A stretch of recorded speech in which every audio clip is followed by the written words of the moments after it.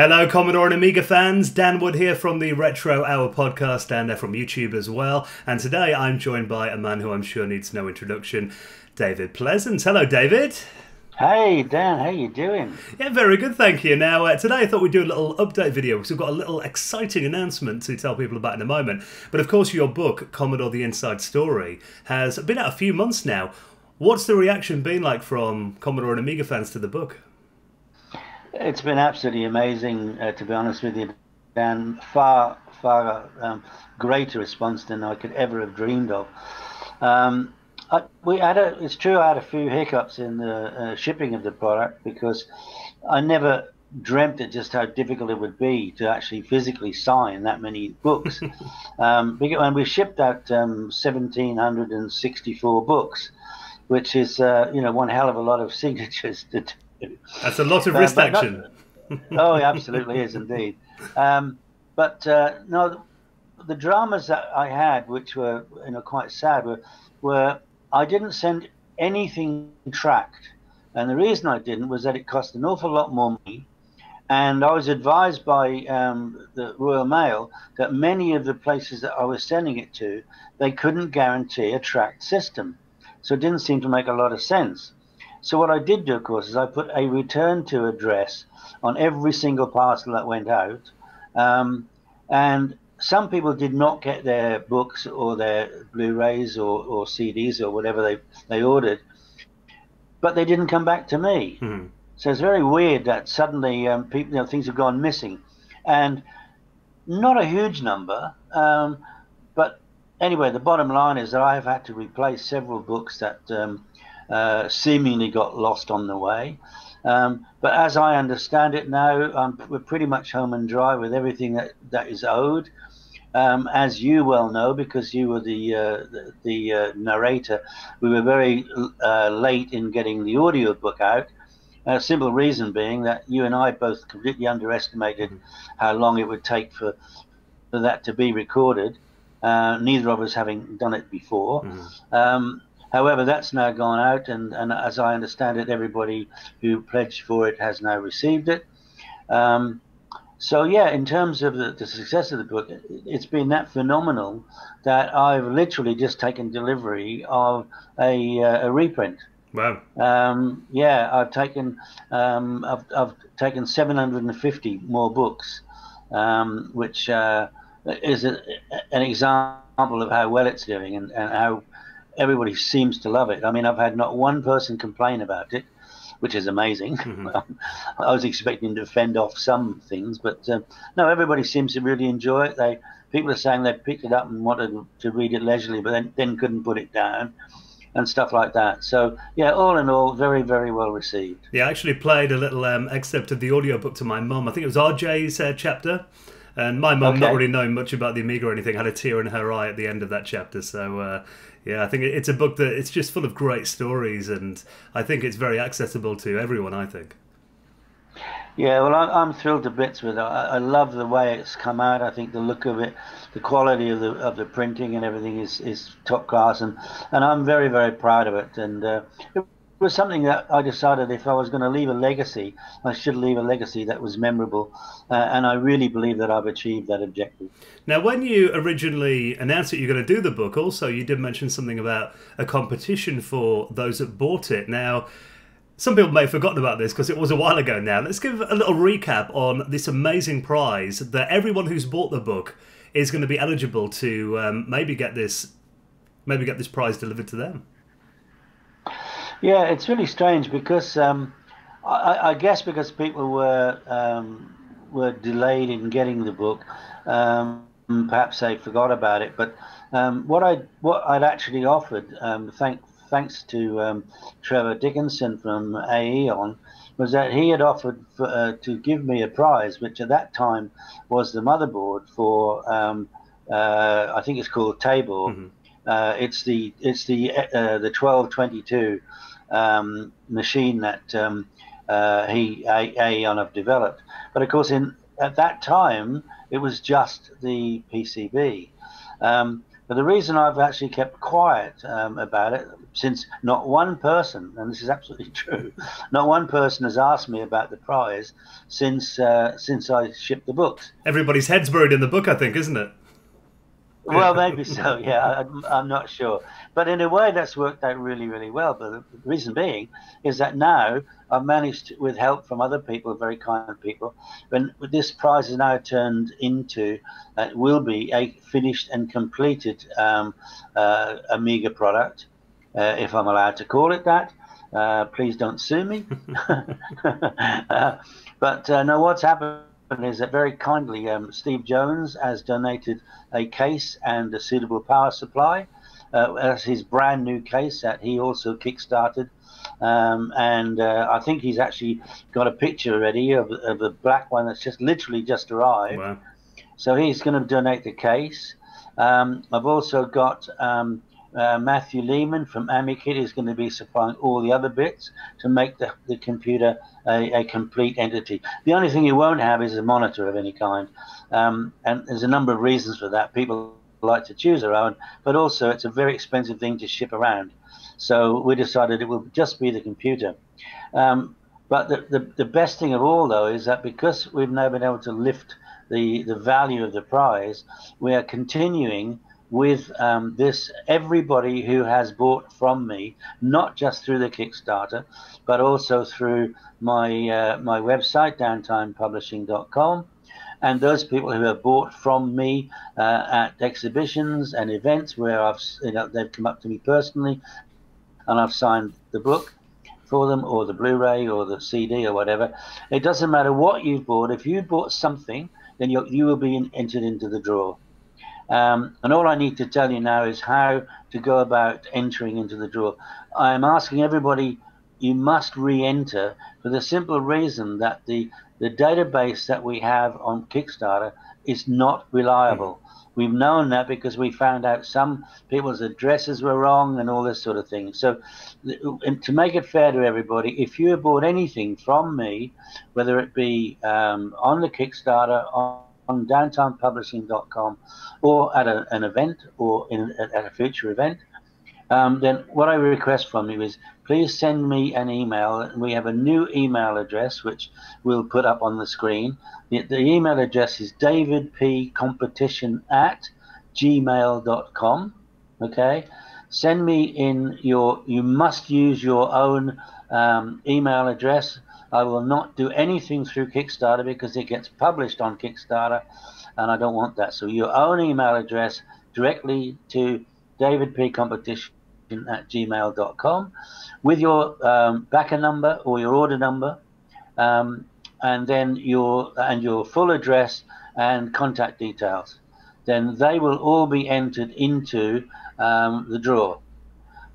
If you were a backer, the same thing applies if you were somebody who bought from me from my downtimepublishing.com website. Send in to that davidpcompetition@gmail.com, and with you're using your own email address and your order number and what it is you bought from me and contact details, and you'll be entered. If you were somebody who's bought from me at one of the exhibitions or events that I've been to, all you need to do is to take a photo of the signed book, because everything I sold I signed, and do the same thing, exactly the same, your email address to davidpcompetition@gmail.com, and then send me that picture, and then you'll be entered into the draw. Now this is going to continue now until we actually hold the draw, and the draw is going to be held at probably the best possible place we could think of, and that's at the Amiga 34 event in Neuss in Germany, October 12 and 13.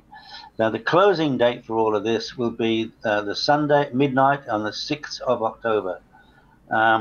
So hopefully everybody's got all that information, and you'll also be getting on this video update. You'll be getting Steve Jones will be telling you about his case. Trevor Dickinson will be telling you about the actual finished product on the 1222, and I'm hoping to get Mathew Leaman from AmiKit to tell you what are the bits that he's putting into the case, so that everybody knows exactly what they're up for. So here we are, joined by Stephen Jones to tell you one thing, one part of the prize that you'll be winning from the Commodore The Inside Story prize. Now, this is this incredible new case that I know you've been working on for it. It's been over a year now, this project's been ongoing for. Yeah, it's probably longer than that. I mean, I kind of got the idea really when David released his, or was talking about the book, and I didn't actually expect people to be that interested in it. I did the design more because I've always fancied having an Amiga 3000 case. I could put lots of bits into it and doing an upgrade, and it just turned out everyone went mad for it. Yeah. So, and as you can see, the Kickstarter did well, and we're in a really good position at the moment. So we're looking like the planned delivery time was May, June, and the shipments are arriving at the moment mid-May. So we're on target for time. I'm not going to say it could be a bit of delays, but we're on target at the moment. I'm literally just ordering everything, so it's going really well. The designs are all done, and I'm literally just placing the orders. There's a couple of little surprises. I think I did mention one of them. Hang on, I'm just going to go out of camera for 1 second. Yeah, no worries. This is one of the things that. Can you see that? I can. Yeah. Wow. So it's a nice little ring-bound book, manual to go with it, and rather than just a PDF. I like the idea of that ring-bound book. You open it up and it talks you through the building process. And whilst I expect people to have a bit of knowledge of building computers, it kind of guides you through lots of pictures, lots of information in there, and some nice words from other people. Oh, and all the Kickstarter's names are in the back as well. Nice touch. Yeah. So, and there's another couple of surprise. Well, there's another big surprise, but I can't mention it until I actually make the final decision on it. But there is something else coming as well for it. But yeah, so that's something that I think most people didn't realise. I did it on the stream. I mentioned it. But they're actually really nice. They really come out quite nice. So I'm really pleased with them. That's something you don't get much anymore. A proper printed manual as well. It's very, very nostalgic, isn't it, to have one of those?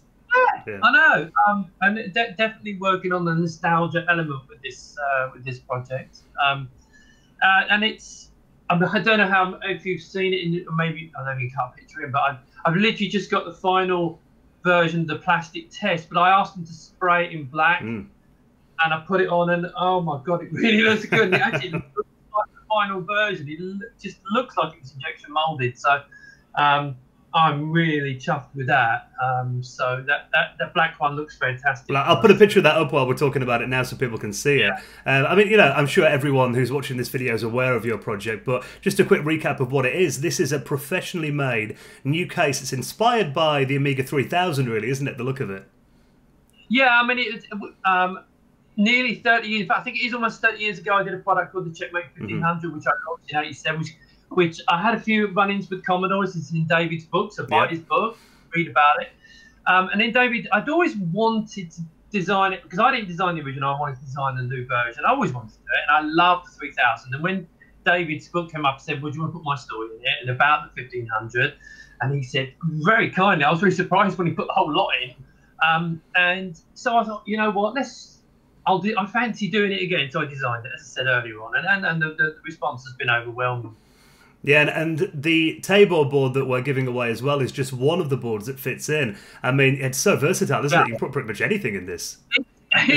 Well, out of the box, it will hold an Amiga 500 motherboard, a 600 motherboard, 1200 motherboard, mini ITX motherboard, micro ATX motherboard. Of course, the Tabor is a mini ITX motherboard. I've also made a plate that will hold smaller boards. So, for example, I've got an Efika board in it ready.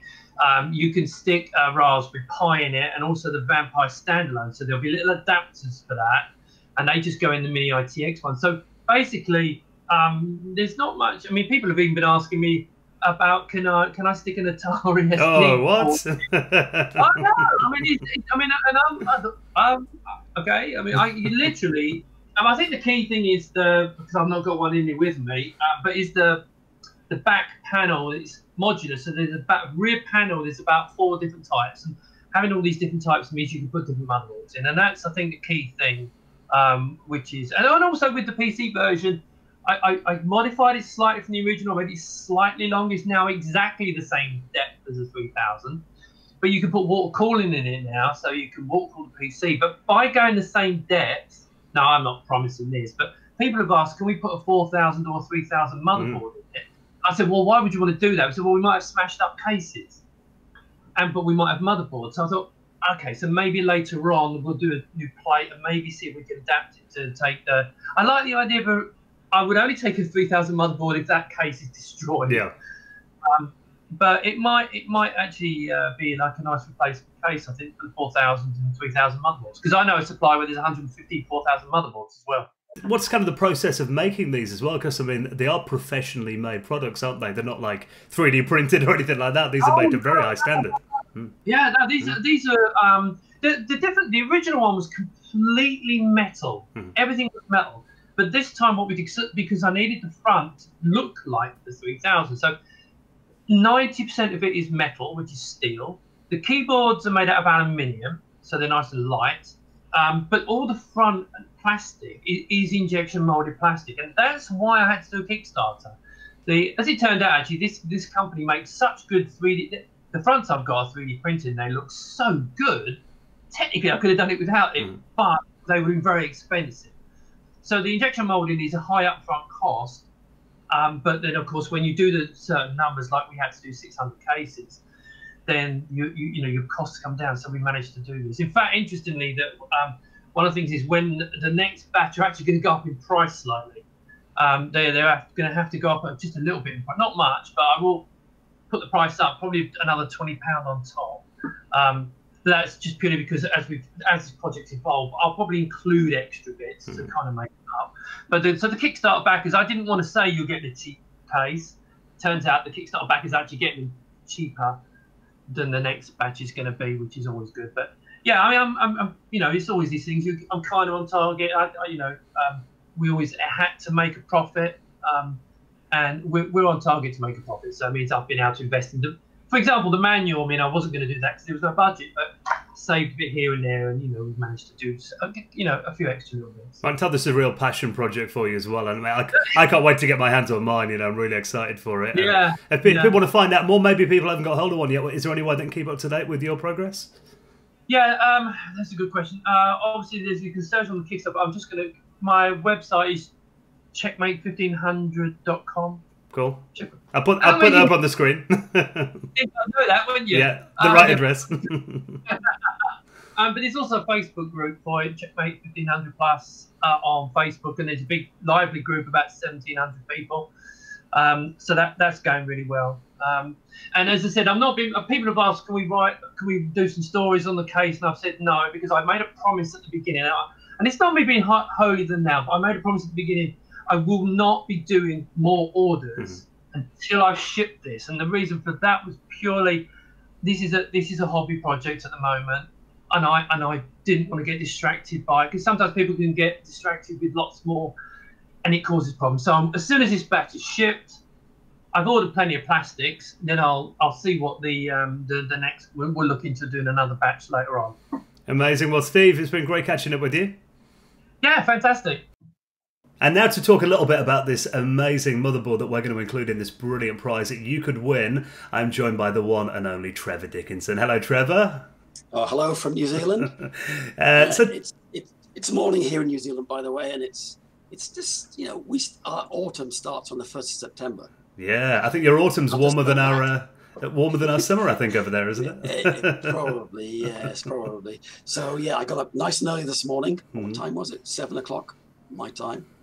I rode a bike, I swam, and then I still had time to have a chat with you. Oh, living the dream. I wish. I've got to go out after this and do some actual work. But never mind. Well, obviously, people are going to have a chance to win a Table. Tell us about the Table, then. What is it for people that may not know? Okay, well, actually, we're talking about an Amiga 1 A1222 system. That's one thing I've learned in developing next generation Amiga 1 systems. It takes an awful long time for a number of reasons. And so when David approached me probably a year ago, before he started his Kickstarter. I suggested that wouldn't it be nice to have an Amiga 1 A1222 as one of the prizes, or a special prize. He said, well, that's a great idea, but I'd rather do it once the program's finished, once the Kickstarter program's finished, and therefore do a grand prize draw so that everyone that backed the Kickstarter campaign for his book, which if you haven't read it, it's a pretty good book, and it reveals a lot of the inside stories at Commodore, and actually includes chapters from other key players that were involved with Commodore. So it's a good read all round. It's not as detailed and in depth as Brian Bagnall's book, but it's the real inside story from someone who worked inside Commodore. So it's worth a read. And so he said, well, look, we could do a prize draw. I thought, oh, that's a great idea. And maybe the actual Amiga 1 A1222 will be ready by then. Yes, so I decided that it'd be great to donate a complete system. I mean, the hardware, not the keyboard and mouse, monitor, but an A1222 system for the winner of the draw. So tell us a bit about the machine itself then. What's kind of the specs and what can it run? Right, well, and this might sound ironic, but we started the Tabor project. The motherboard's called Tabor, and anyone who's an Amigan will know that Commodore named all their motherboards, and ours have a familiar or similar naming theme based on Jules Verne's Mysterious Island. So right. All our motherboards are characters from that book. So it started back in 2014. So the boards have actually been available as motherboards since the end of 2014, and a beta test program has been going for about the last 18 months, to be honest. Even though that's not back to 2014, it took a while. Other things, this Cyrus took precedence over the Tabor because that was the machine we bought out. Sorry, Amiga 1X 5000, based on the Cyrus motherboard. That's what we bought out to replace the Amiga 1X 1000 when we ceased getting PA Semi CPUs. Good old Apple.